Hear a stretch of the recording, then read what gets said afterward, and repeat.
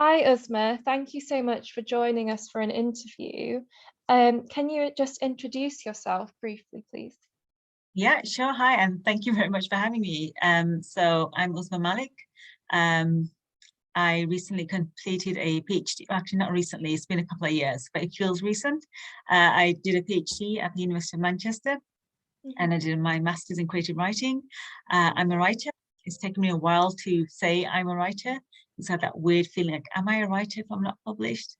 mhm, Um, I'm also a teacher. I have a background in secondary and A-level teaching, and then I kind of shifted towards teaching undergrads at the mhm, university. I've been an artist in residence in the past. mhm, Pretty much my life very much now is about writing and the writing life. mhm, So although I teach, I do tuition or GCSE students, part of the Brilliant Club. Much of my life now is geared towards writing. mhm. Okay, great. And yeah, I know you mentioned just then that it took you a bit of time to maybe identify yourself as a writer. But when did that kind of journey start? Like, when did you start with your kind of creative writing or writing in general?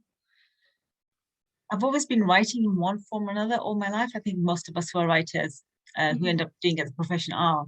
I think though maybe it was around, I guess just before I decided to do the masters, because I mhm, was so immersed in teaching, and I had this, at the back of my mind, this idea that I'm a writer. I'd like to write stories. And then at one point, somebody asked me, like, but what have you actually written, or what have you completed, more to the point?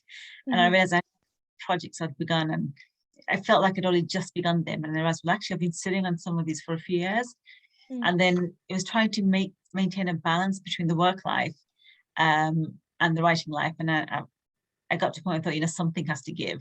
mhm, Either I want to put things out into the world and take it seriously, or I don't. You kind of got to mhm, that point. And that's when I decided I would take a break from teaching, as I told myself, because it was less scary. I would take a mhm, career break. I would come to Manchester. I'm from Birmingham. I would move to Manchester, just a clean slate, take that year out and just see what happened. mhm, And I loved it. I loved the whole writing experience. I loved the whole workshopping, mhm, uh, getting a sense of what it did mean to be like a writer, in terms of somebody sits down every day and puts, pen to paper or mhm, works on a keyboard. And I think that's when I really decided, yeah, and this does matter to me. This is something I'm really serious about. And mhm, also, I guess, stood for the first time what it meant, the commitment it took to be a writer. mhm. Before that, it was just like this idea in my head about a writer, the movie images, the montage where you're kind of working intensely. Yeah. And then the reality is, the hard graft. And but I do love it. So yeah, I think that, and that would have been, I guess, in about 2012. Yeah, Mhm, to give an mhm. exact date. Right, yeah.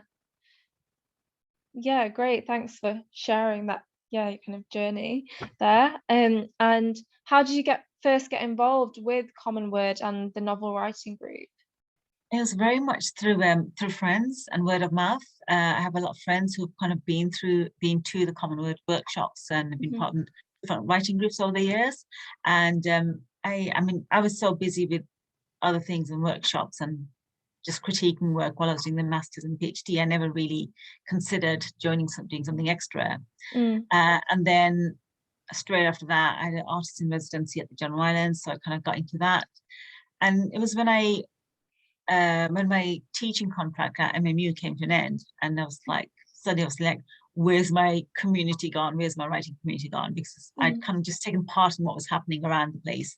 mhm, And I'd never formally been part of any kind of writing group mhm, beyond happening in the seminars, in the workshops. And suddenly I was like, well, I'm moving back to Birmingham. What do I do now? mm, And friends suggested, and I was having trouble with the novel I'd begun on the PhD. Like, I mhm, had it done, but there was something missing. There's something missing, which I was like, I know it's not quite right.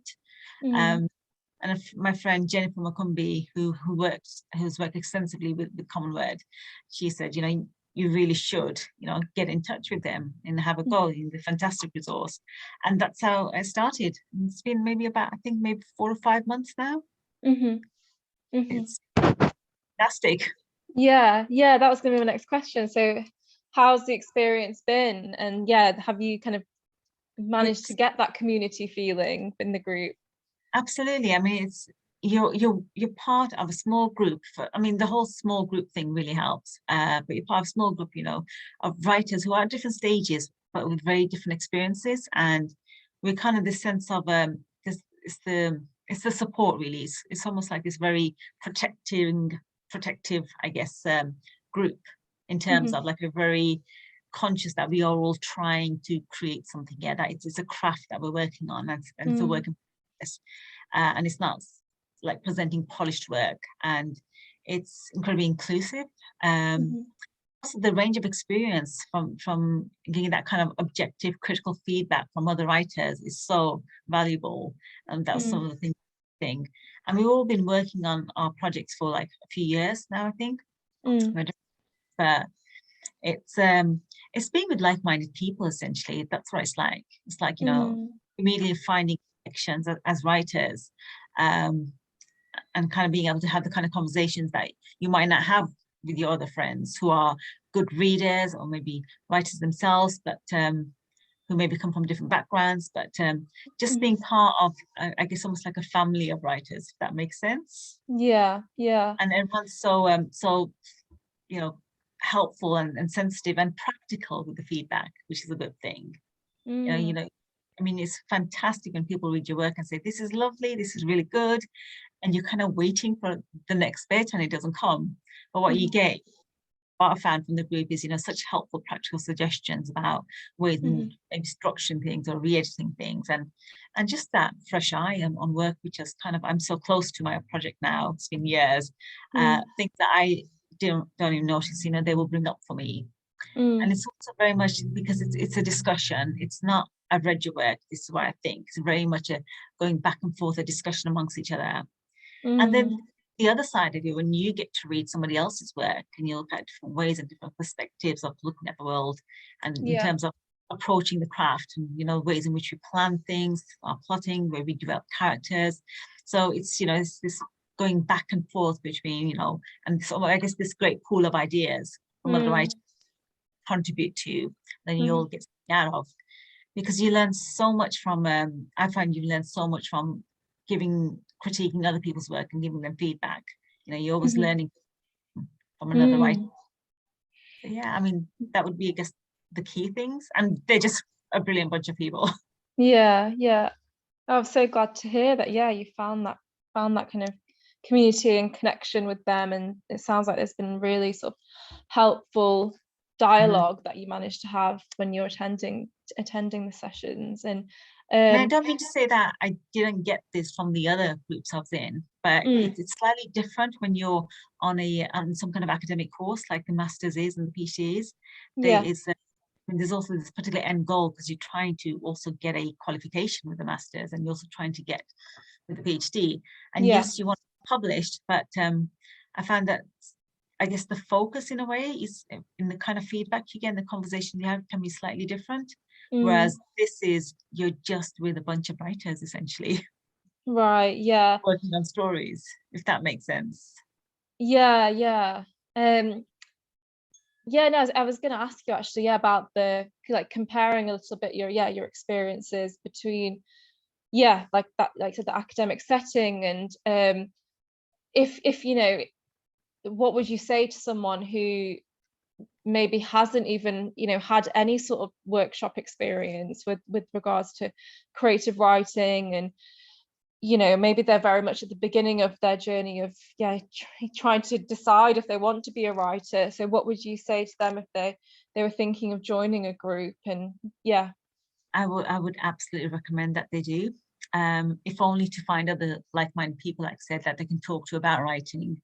I think what I found with every group, that people are so welcoming and they are so willing to be supportive and support you in your work. And sometimes it can be incredibly scary to show your work. I was definitely terrified the first time I ever had to show new work to anyone, or any kind of work to anyone, because you just don't know what the direction will be. But it's always been a positive experience. And I guess just knowing that, well, not everybody's going to agree with your vision or your style of writing, your content, but that doesn't mean they won't appreciate the craft and the work that you put into it. And I would say, and it is supportive, and it is incredibly helpful, because it can be isolating. And there's this idea, this myth of the writer in the garret, writing alone, and that's we really need to kind of dismantle that now, because writing doesn't have to be something that you do in isolation, and is actually more beneficial if you can talk about your ideas, particularly if you get stuck. Because if you've stared at your work for an incredibly large amount of time and you've no idea with it, then just talking about it with somebody, not even showing your work, just talking to somebody about your issues, and that person might just turn around and say, well, I know exactly what you're talking about, and this is what I've tried in the past, or I've heard these methods work. And that's all you need. Sometimes you just need to be able to have that dialogue. And you don't have to do a master's, you don't have to do a PhD. That's just I had my reason to taking those particular academic routes, thinking of teaching as a career too. But workshops like Commonword, which really are there to help us writers, I would say I'll give it a go. It's low stakes. You don't have to invest heavily in this. It's very, very low. You can go along to something, try it out, and see if it's for you. You're not committed. It's not like you're signing up for a subscription or something. And you might be surprised by what you get out of it, and but what you might find that you actually have to offer. Because I think that's something we forget sometimes, that what we've learned a lot. We've acquired a number of skills by just sitting by ourselves and practicing writing, and that we have bits of advice that we can offer to other people, and that's the nice thing about it. Like I said, the other side of it, because always think about what can I get from others for my work, but it's very much actually you realize I have something which might be helpful to somebody else, and that's a great feeling when you help somebody else get somewhere with something. That's sort of reciprocal and mutually beneficial, really, sort of experience that, and learning about yourself through helping others. I think that's really, really interesting concept. So it'd be great to hear actually kind of about your work a little bit, and your novel HADI, and the inspiration behind it, maybe the themes it touches upon, and kind of where it fits in regards to your style of writing, and your writing journey as well. Sure. It's a story I kind of carried around with me for a very long time. I tend to do that. I have ideas for stories, and I just kind of carry them around for years. So HADI was an anecdote that my dad told me, gosh, when I was probably a teenager myself, and I didn't really put pen to paper. I didn't write a word of it until much later. And it was actually I was doing the masters, and I had to submit something, and I didn't have anything, and I was like, I shouldn't be saying this. About 3 days, I think, before my submission date, I was like, I've got to write something.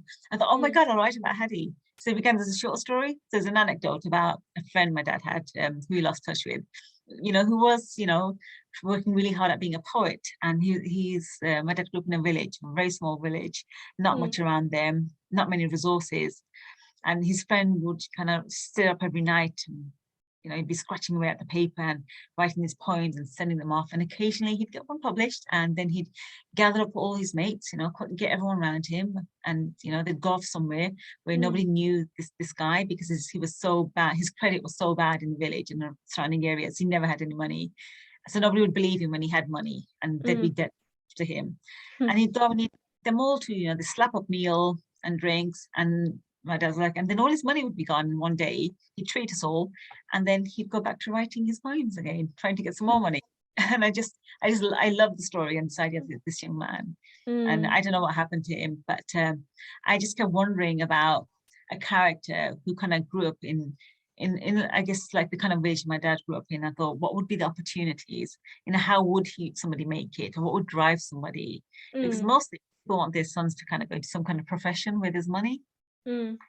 And then years later, I kind of turned it into a story about a young man, trying to kind of create something. And then the story just bubbled up. This entire different this cast of characters just appeared and just really wanted me to talk about them. And that's, I guess, the best way of explaining it. It just kind of bubbled up. And so like the anecdote grew into a novel of like a ridiculous amount of words, too many words. And I spent a good chunk of my time on the master's and then on the PhD just kind of working the story out. but it's very much, it's about a teenage poet, and I guess it's a coming of age novel, Mm. and bildungsroman is how you can look at it. And it's very much, it's become more about the conflict that HADI has with his father, who is also a poet, but he never kind of got to publish his work. He never kind of made it that far. And it's about the conflict he has about his father's idea of what it means to be a poet, and the kind of writing he's interested in. And he's got some very definite ideas about what it means to be a poet, and the kind of things that his son should write about. His son has some talent, and he's kind of trying to challenge this. And HADI, I guess, like all teenagers, deciding at some point, at what point do I kind of continue to, you know, show my love and respect for my father by following his vision for what he wants, or do I get to ever be my own person and kind of go down the path I want? You know, that conflict you have often between generations of that wanting to fulfill their dreams, the dreams that they didn't get to fulfill, kind of expectations. And I guess the choices that, you know, a person might make, and how some, and the consequences of those choices. When you've got characters so fixated on a particular way of being, whether that's a cultural framework or a religious framework, a social framework, you know, if they've got very, very certain ideas and they're immovable, how do you as an individual kind of maneuver around those structures to kind of create a path of your own? Yeah, and I guess those would be, I would say, the bigger concerns, but at heart, just a teenage boy trying to write poetry. Yeah. And I guess discovering love along the way. Yeah. No, it's so nice to hear that kind of where it started from, and yeah, kind of interesting in that it sounds like it's also a piece of work that's about, it's about the act of writing as well, and kind of identifying as a writer, and that's quite and so you said that you've been working on it during your masters, and then in your PhD as well, and so where are you at with regards to like your publication journey, and you know, how have you been, you know, doing with that, and do you have plans for that? And I mean the plan is that somebody will buy it and it will be published. I mean, that is like the ultimate goal, but that's not in my control. I sent it out way too soon to agents. This is my advice to writers: don't, you know, just sit on your work for a while. I definitely, it took me about, I think, 4 years to get an agent. So I started sending it out in my third year of the PhD, and I kind of sent it out, and I'd get this wave of rejections, and it would get to a point where like, I can't do this anymore, I'm just going to stop, take a breather, give it a couple of weeks, a couple of months, and then I would start sending it out again. So this kind of happened for years. And then I got an agent. So I'm represented by Elise Stilsworth, who's with David Higham, which is fantastic. And I thought, this is it, I've done it. And then you realize now the actual work starts. And I kind of she made some suggestions for the novel, so I kind of edited it. It went through an initial round of submissions to publishers. I got some really good feedback, surprisingly good feedback, but not the yes I'm looking for. So at this point, I've let it rest for like a year, I think it is now, maybe a bit longer. And I've just gone back to it now, and I'm just doing some hard edits now, and looking at things and think, oh my goodness, why did I ever think this was okay? So this is what happens when you leave your work for ages. You go back and think, I mean, there's bits I'm looking at thinking, wow, this is amazing. This is so good. I can't believe I wrote this. And then there's entire swathes. I'm like, oh my good God, what did I do? But then I no longer trust my own judgment, which is why Commonword is such a fantastic organization, because I can have other people read it, look at it with fresh eyes. I'm just too close to the work. So yeah, at the moment, I'm going through a process of having it, going through it and getting other people to look at it, look at extracts, and it needs another edit, and then I will send it to my agent, who will then start sending it out again. But in the meantime, I've got like 4 other projects on the go, so I'm not just working on this. That's the other thing. I'm working on a number of different projects, all at different stages. Okay. So I'm doing. Yeah. I'm not sure if that totally answered all your questions, or I just went off on a tangent there.